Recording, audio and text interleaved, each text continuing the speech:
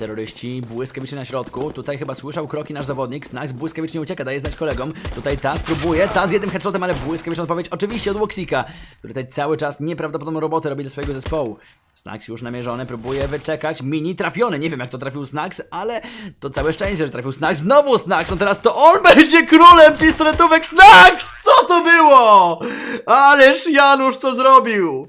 Wrócił. Wrócił on. Janusz Snax Pogorzelski, ależ pistoletówka!